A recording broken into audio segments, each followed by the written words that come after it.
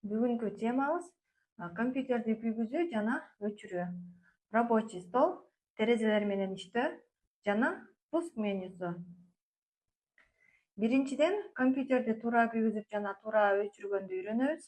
Экинчиден жумушчу столдогу негизги сүлөкөттөрдү таанып, алар менен эмне үчүн керек экенин билебиз.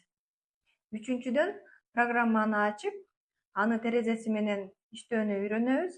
Терезени кичирейтүү, чоңойтуу, жылдыруу жана жабуу сыяктуу жөнөкөй аракеттерди жасай ала турган болобуз. Бул көндүмдөр силерге кийинки сабактарда да абдан керек болот.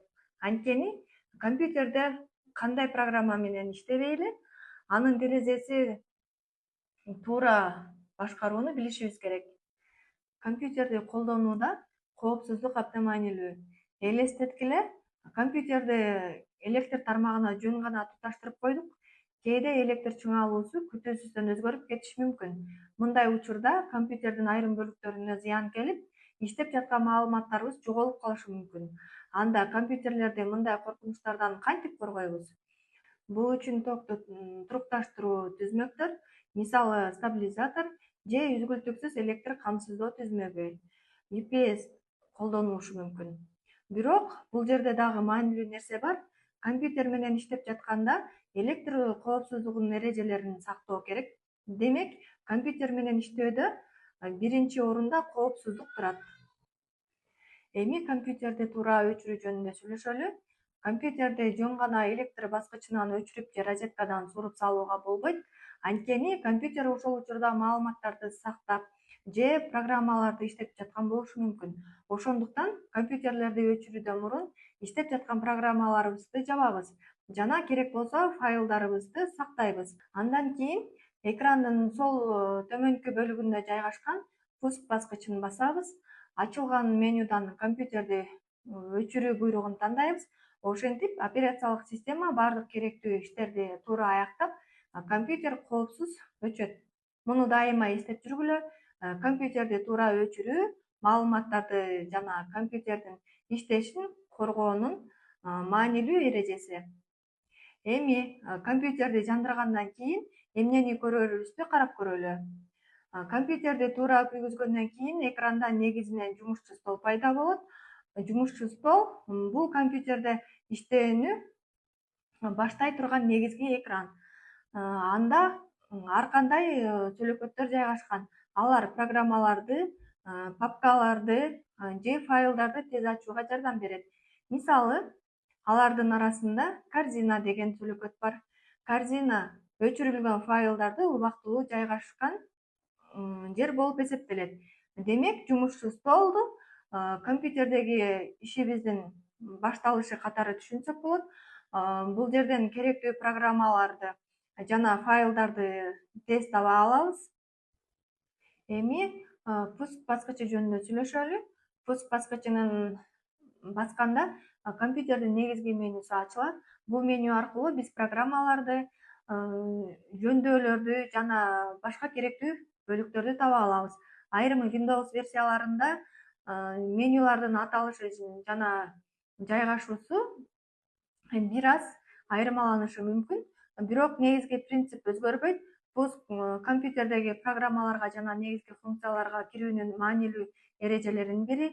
Мисалы, компьютерден текст жазуу үчүн блокнот сыяктуу жөнөкөй программаны, сүрөт тартуу үчүн Paint программасын ачсак болот. Эң негизгиси программаларды кандай табууну жана кантип иштетүүнү үйрөнүү. Кийинчерээк силер мындан да көп программалар менен иштей аласыңар. Эми компьютердеги терезе деген түшүнүккө көңүл буралы. Биз кандайдыр бир программаны иштеткенде, ал экранда өзүнүн терезесинде ачылат. Терезени жогору жагына аны башкарууга жардам берген негизги баскычтар болот. Биринчиси кичирейтүү баскычы. Аны басканда программа жабылбайт, болгону экрандан убактылуу жашырылат. Экинчиси чоңойтуу, калыбына келтирүү баскычы. Ал терезенин өлчөмүн өзгөртүүгө жардам берет. Үчүнчүсү жабуу баскычы. Аны басканда программа жабылат. Демек, ушул 3 баскычты туура колдонуу аркылуу биз программалардын терезелерин оңой башкара алабыз. Бирок программаны жабуудан мурун керектүү маалыматтарыбызды сактап алууну унутпашыбыз керек. Эми алган билимибизди практика жүзүндө колдонуп көрөлү. Мониторго өтө жакын отурбайбыз, түз отурабыз. Жумушчу столдон корзина сөлөкөтүн таап көргүлө. Анын үстүнө чычкандын жебесин алып барып, оң баскычын бир жолу басабыз. Экранда контексттик меню ачылат. Менюдагы буйруктарды карап көргүлө. Азырынча эч нерсени өзгөртпөйбүз. Биздин максат контексттик меню менен таанышуу. Андан кийин бир программа ачып, анын терезесин кичирейтип, чоңойтуп жана жабып баскычтардын басып көрсөңөр болот. Азаматсыңар, эми бүгүнкү теманы кызыктуу оюн аркылуу текшерип көрөлү. Экранда QR код көрсөтүлүп турат. Телефонуңардагы камера же QR код окуучу аркылуу аны сканерлегиле. Тапшырма ачылгандан кийин силерге терезенин ар кандай элементтери көрсөтүлөт. Силердин милдетиңер аларды туура таап, тиешелүү жерлерге жайгаштыруу. Мисалы, кайсыл жерде терезени жабуу баскычы турат, кайсы баскыч терезени кичирейтет, ал эми кайсы баскыч терезени чоңойтот. Ар бир жоопту ойлонуп, туура жооп бергиле. Эми бүгүнкү сабакта үйрөнгөндөрүбүздү жыйынтыктап көрөлү. Биринчи суроо: компьютерди жөн гана розеткадан сууруп өчүрүүгө болобу? Экинчи суроо: терезени убактылуу жашыруу үчүн кайсы баскыч колдонулат? Үчүнчү суроо: стандарттык программалардын ичинен кайсыларын билдиңер? Келгиле, туура жоопторун бирге көрөлү. Азаматсыңар, бүгүнкү негизги түшүнүктөрдү жакшы эстеп калдыңар. Мына бүгүнкү сабагыбыз да соңуна келип калды. Көрүшкөнчө саламатта калгыла.